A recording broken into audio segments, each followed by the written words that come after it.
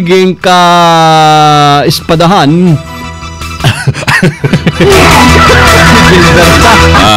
Ay patuloy po ang follow-up operation mga otoridad. Libre na sakay sa MRT ngayon hanggang alas 9 Ay, may immigration. Kinumpirma na ang kahilingan. Ilagay sa lookout bulletin. Seryoso to. Lookout bulletin yung doktor na inireklamo ng medical malpractice. Buti naman. Alamin natin mula kay Joyce at Joyce. Radyo mo. Kinumpirma ng NAIA-Immigration na pinalalagay sa lookout bulletin ng pamilya ng namatay na cancer patient ang doktor na inireklamo ng medical malpractice.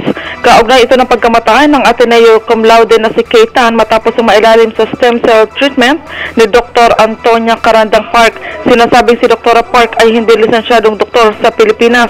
Ayon kay Attorney Eloy Bello de Fort, abogado ng pamilya Tan, nababahala ang kanyang kliyente sa natanggap na impormasyon na nagbabalak lumabas ng Pilipinas ang buong pamilya ni Park.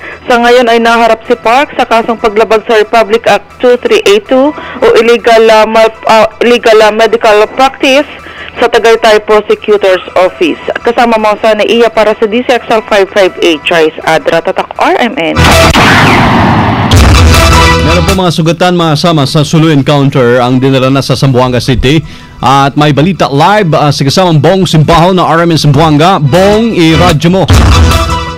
Buenos dias, may transport na kagabi ang 11 sa mga sundalong na sugatan sa engkwentrong naganap kahapon sa Sitio Conjima, Barangay Buhanginan, Patikul, Sulu. Ayon kay mismo Teniente General Rustico Guerrero, Komandante ng Western Mindanao Command, mga minor injuries lamang ang natamo ng mga Marines na nasugatan sa nasabing engkwentro. Maliban lamang sa dalawa na medyo nabalian ng boto dahil naman tinamaan ng bala ang ilang bahagi ng katawan nito.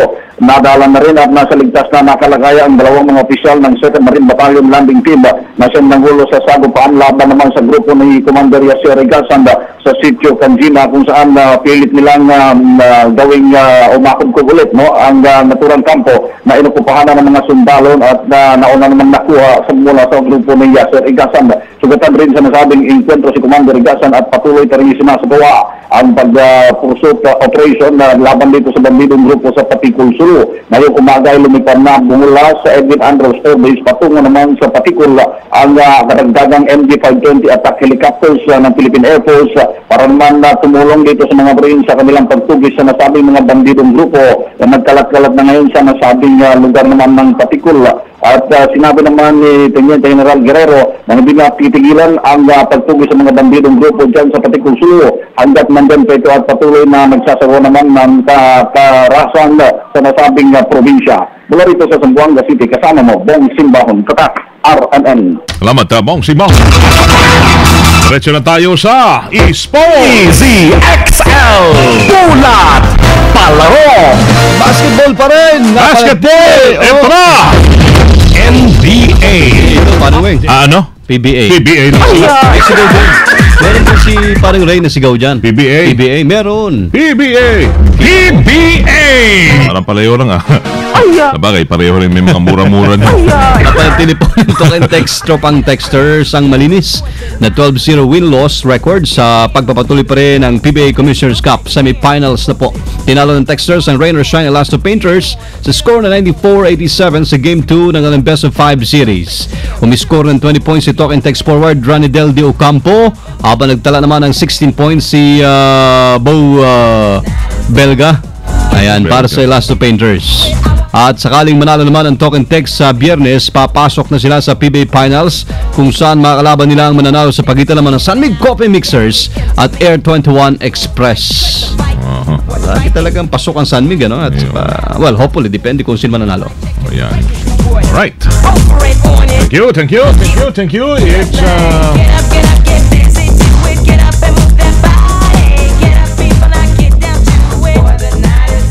namin nagre-reklamo yung MRT namigay ng libreng sakay sa oras na alanganin kasi alas 7 mas gusto ata nila mas maaga dahil dapat mga alas 5, alas 6 kasi ang oras ng pasok alas 8 di kung hintay mo yung libre alas 7 talagang malilate ka, di ba? Wala, hindi rin naman masyado, 100% na, Oo. pamigay. Oo. Pa-PR lang. O, pa-PR lang. Mamigay na. Di lubos-lubosin nyo naman. Tama. Tingnan nyo naman ang Saka maghapon yun ng ilibre. Oho. DZXL. Eto na! Showbiz! Showbiz! DZXL. Showbiz. Balita. Balita. You know what I'm saying? Happy. It's so nice to be happy. Hi! Hello, everybody! Morning. Everyone, hello! Morning, Lolay!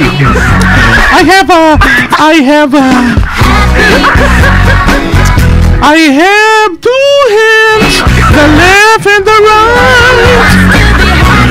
It's me, Lolly. Paparapapap. I have a slowly. Barber's cut na ang itsura ngayon ni Jackie Forster. Ito yung dating asawa ni Benji Paras. Dahil kinalbo nila yung kanyang buhok para sabayan yung kanyang anak na si Calais na meron pong leukemia na sumasailalim ngayon sa chemotherapy procedure. Pakikita sa kanyang FB na kalbo na rin siya. Iba talagang yung para gagawin ng ina para sa ikaliligaya ng anak, di ba? Lubos naman ang pasasalamat ni Jackie sa encouraging words na natatanggap niya mula sa lahat ng mga nagmamahal sa kanila, ng kanyang pamilya, lalo na sa mga tao na hindi nila kilala. Malakas ang pananampalataya ni Jackie sa Diyos at buwang paniniwala niya na gagaling ang kanyang anak mula sa sakit na leukemia. Hinihintay na lamang umano ni Jackie ang araw ng pag-uwi nila ni Calais sa Pilipinas para personal na pasalamatan ang mga tao nagparamdam at nagpakita sa kanila ng pagmamahal. Yan ang ating magandang istorya ngayong May 1. Sa lahat ng mga suliranin, huwag mawalan ng You bring the sunshine to faith. Okay? Yun lang, simple. It's me, Lolly. Mabuhay tayong lahat. Lolly, paparapapap, Lolly. don't me down, down, down, down. Hey, Lolly. Faith lang yun. Simple lang. Simple lang. Life is simple. Yeah. Simple, totoo. Hindi gasgas. Hindi umatras. Medyo madulas. Ito ang balitang panghimagas. Ito na siya! It's a Misteryoso!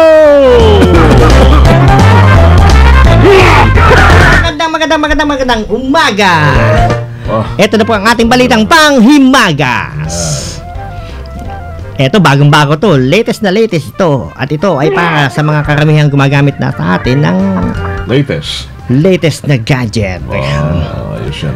Magigising ka sa katakaman. Katakaman? Oo, sa isang bagong klaseng alarm clock para sa mga iPhone users, lalo na sa Great Britain. Yan. Bakit naman? Yan. Nagsagawa ng isang online competition na tinawag na Wake Up and Smell the Bacon Contest ang US meat firm na Oscar Mayer para sa mga customer nito. Pinadalhan ng Oscar Mayer ang mga nagwagi na mga diffusers para sa mga iPhone nila na gumagawa ng sizzling sound at naglalabas ng masarap na amoy ng bacon kapag tumutunog na ang kanilang alarm. Nakalagay sa isang kahon ang gadget na may kasamang bacon-scented liquid at may kasama pang charger. Ayon kay Mike Wenner na isang sa mga nanalo sa contest, nagising siya sa mga bandang alas 7, Sa mga bandang alas 6:30 ng alarm ng isang nilulutong pagkain at nangangamoy bacon ang kanyang kwarto. Patok na patok ang bacon sa mga bansang Great Britain, Amerika at pati na rin dito sa Pilipinas dahil sa katakam-takam na lasa nito at mabangong amoy. So, nakapagpapagising pala na amoy ng pagkain, amoy ng bacon. Amoy ng bacon. Pag alarm, sabay parang may nagluluto ng bacon at ayan, ito yung gadget nila. Ayan. Ayos Hindi ang ginamit bacon, ha? Ikakapit mo siya sa may iPhone Oo mo, nga. tapos mag-a-alarm siya habang Yun pala. may nagluluto ng bacon at nangangamoy yan. Yung sa amoy ng bacon ka pala magigising. Yan. Siyempre, pakaramdam mo, nasusunog na yung kwarto mo. Puno-puno na ng amoy ng bacon. Yan. Kung sa dito, hindi ginamit Dito. yung amoy ng bagoong. Oo, hindi pwede amoy ng Hindi siya pampagising. Hindi pampagising. Amoy bacon pala dapat. Yan. May mga lugar din naman na ang pampagising nila Hindi amoy ng bacon. amoy ng amoy ng baboy. Oo. Amoy ng pinipiritong baboy naman. Hindi. Hindi. Amoy ng mga kulungan ng baboy na alam mo yun, nililinis. Siyempre, nadaan sa akin pag malapit-lapit ka sa mga piggery na nakatira. Magigising ka rin talaga Oo. yan. Oo, pambihira. Ayun. Yun ang totoo. Bago pa naging bacon, ayun, baboy muna. Baboy muna, bago naging bacon. Pag bacon, scrap na yun eh. Naluto na eh. Ay, nako. Nako. Yan po ang ating balita panghimagas na bagong-bago hatid sa inyo ni Mr. Yoso. Good morning. Thank you. DZXL Ulat Trapiko.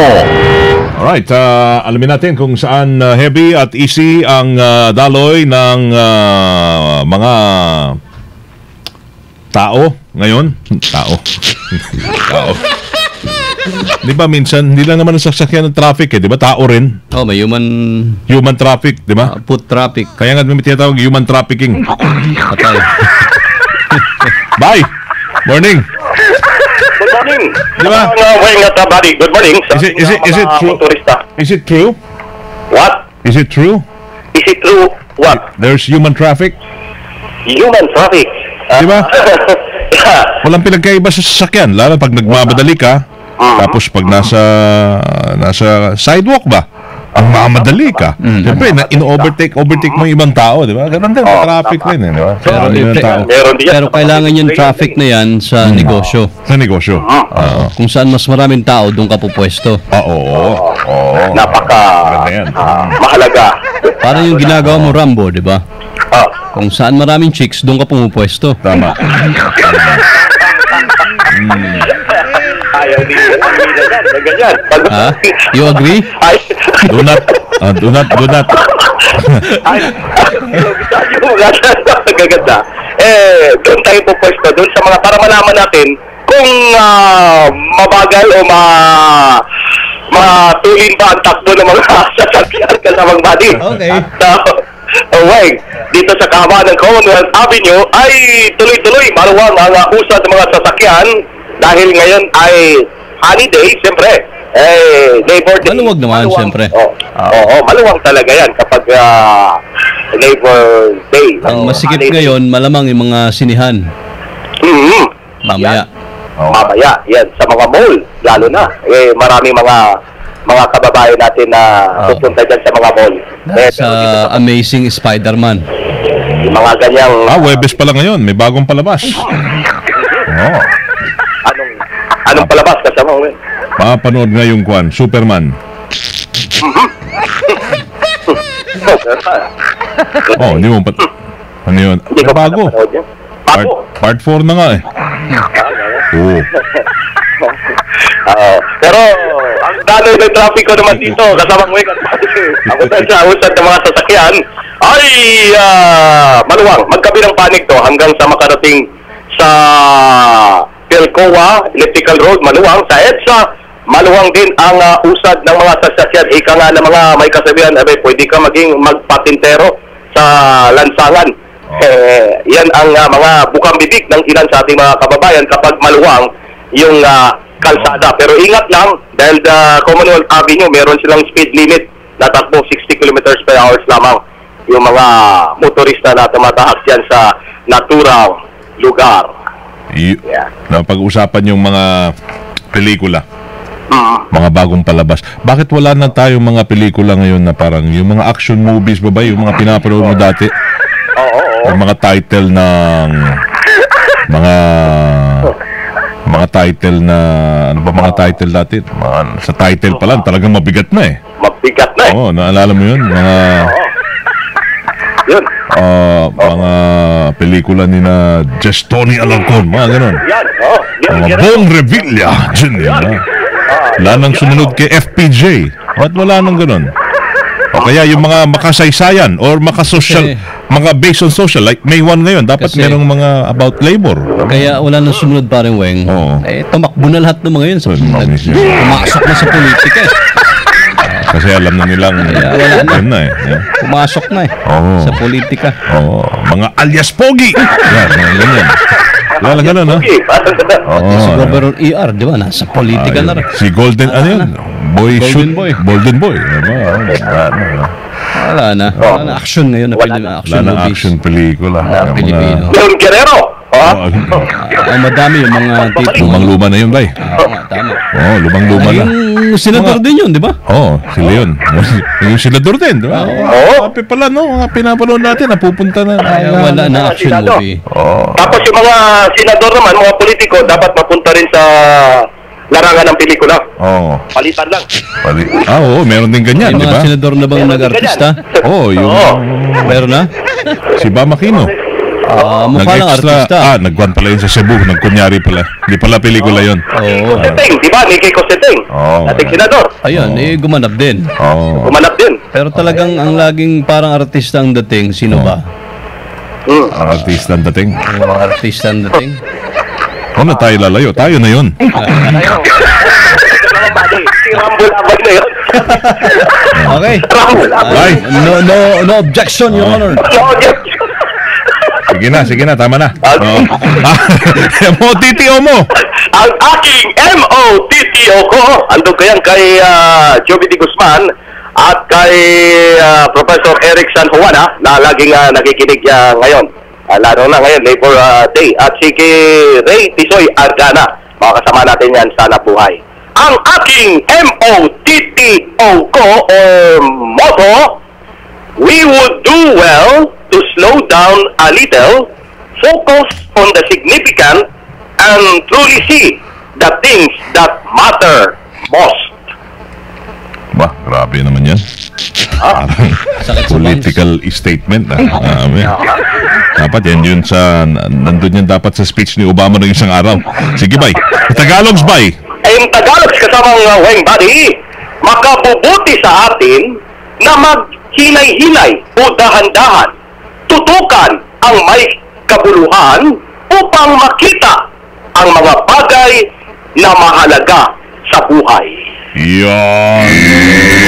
Thank you, bye. Thank you. Maganda yan. At sana ikapulutan yan ng aral ng araw na ito. It's Wednesday. Here's our Koto naman, boy. Ngayon ay Thursday. Nakoto ito sa isang naka-FB.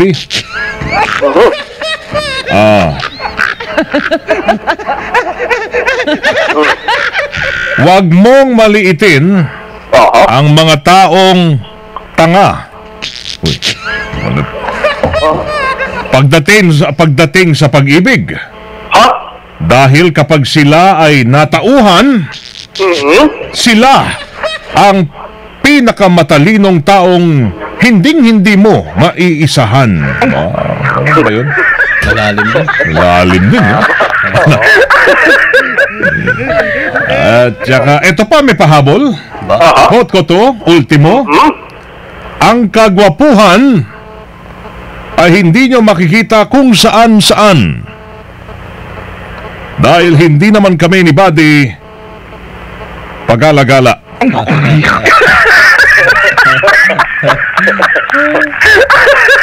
Ako nakatago lang dito sa press office kaya hindi nyo makikita talaga. Hindi, kasi yung sa'yo, bye, it's what you call... Kwento lang yun sa kanya eh. Oo. Yung sa ating dalawa parang Weng. Oo. Sumpa na ito eh. Oo, talaga. Yung sa'yo, kaya andyan ka lang sa loob. Beauty is... Hindi. Beauty is within. Hindi nilalabas yan. Huwag kang lumabas. Huwag kang lumabas. Huwag kang lalabas. Beauty is just inside. Parang ganun lang. Kasi pag lumabas ka, ibang hindi na beauty yun. Nakuha mo? Alright, thank you, bye. Alright, thank you, boy. The sexy Rebel Labay on a Monday. On a throwback Thursday. Thanks, Gerard. It's Thursday ngayon and Yes. tomorrow is Friday. Yeah. Kasama mo sa kahaban ng Commonwealth Avenue sa Thursday. Labay, tata, Parliament. Thank you, Rebel Labay. Alapakan natin. Thank you. Yeah. Nagpa-bumper din pala si Labay. Oo nga. Happy birthday today kay kasamang Richard Ramirez Uy, natin. happy birthday to you, boy. Pogi. Si Double R. Happy birthday Bye. kay Miss Cathy Calderon. Uy, Kathy, Ingat, happy Cathy. birthday. Thank you. May 1 birthday. So, paano? Alis na ho kami. Hanggang mamayang tanghali. Ganda ng boses. Marami na. Ibang mga boses na mga kumakanta ng unang panahon. Kaso patay na to eh. Ayun nga. Yun nga lang. Ibang klaseng boses sa mga singer nun. Grabe talaga. Quality. Parang ice cream lang. Malamig. Diretso mga naglalagablab ng mga balitang tatakarin ng inyong napakinggan. Dito lamang sa DZXL 558. Kita nyo naman. Kung umaga ito ng... Sexy, ha? Sexy. Ano bang araw ngayon? Thursday. Webes pala? Yes, well, Oo, yeah, tama. opo. May 1, 2014. Yes. So, kasama nyo, Servicio Publico from the city of Zambol, is the Supreme Orman.